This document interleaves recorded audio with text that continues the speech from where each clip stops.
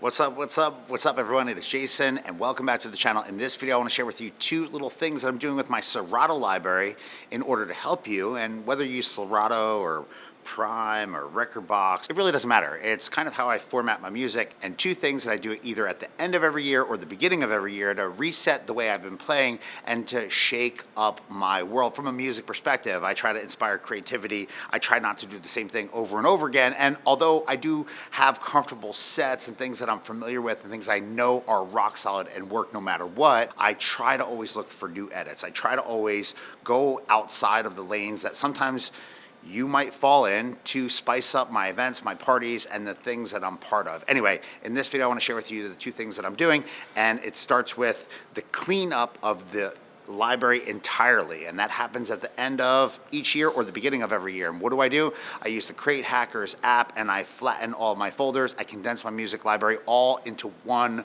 folder.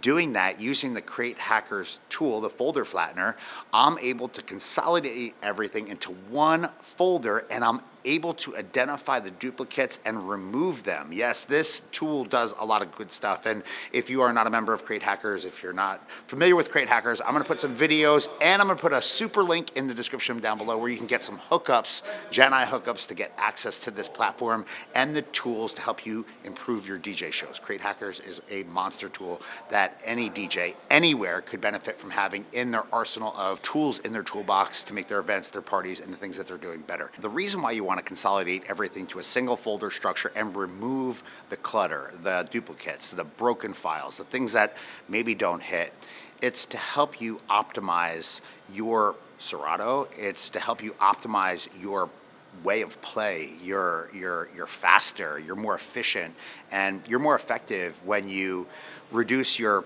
30 versions of a single song down to 5 or 6 versions of a song.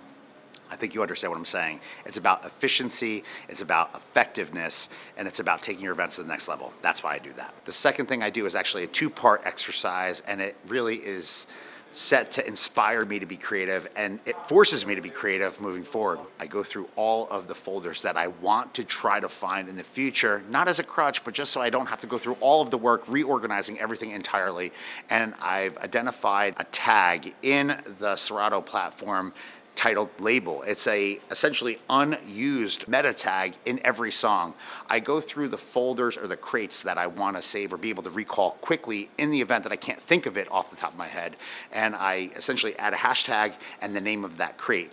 Now, for every party that I've saved in a history folder in terms of like weddings or big call-out events that were super hot, I actually don't allow myself to flag those individual parties. And I know that is something I probably should do, but it gets overwhelming when you look at, if you're doing 80 events a year, 100 events a year, and if they're all dope and you're saving all these things, your library is super complicated. There's so many things to look through. So in place of saving the individual folders, I actually use the hashtag 2023 parties, and that goes in the tag label. And anytime I want to search for music that I played within that scope of 80 parties, I could just search that and I can pull it up in my music library easily. So I can kind of take my library of, let's say, 50,000 songs, I can condense it down to 3,000 songs, and I'm a lot faster looking through it. Now that's kind of a crutch, but I do that so I don't lose sight of some things that maybe took an entire year to build.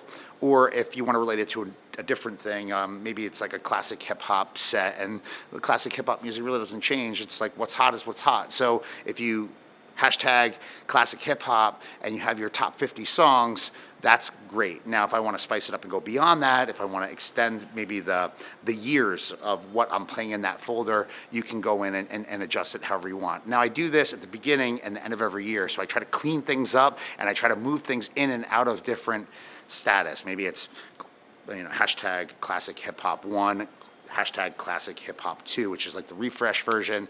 I try to keep sight of this in my mind. I kind of know how it's all working. Pop punk, all the different call out folders or call out crates that I might want to find in the future. Wedding EDM, wedding classics, wedding staples, wedding quick hits. All of these things are things that I try to put together so that I can access them if I need to, but The point of doing this exercise is to consolidate your library, to remove duplicates, and to force you to think outside the box. Maybe you go to play that edit that you might play all the time, I want to dance with somebody. And maybe you find something that you added to your library, but you haven't played because you're stuck always using the same version because you know that just works, and you try something different and you spice up your sets. And I think that's what this is all about: inspiring creativity, inspiring you to think outside the lane that you could be stuck in if you're working all the time and you're not venturing outside of the comfort zone that you've established for yourself. Anyway, these are 2 tips that I'm using with my Serato, my music library, and I hope you find some value in this video. If you did, please smash the thumbs up button down below. And if you have questions about anything that I'm saying here, please drop into the comments, share it there, and I'll do my best to answer or respond to everyone and anyone that takes some time to show some love. Anyway, my name is Jason. I appreciate you watching this, and be on the lookout for more videos coming right here to this channel in the days, weeks, and the months ahead. Thanks for watching.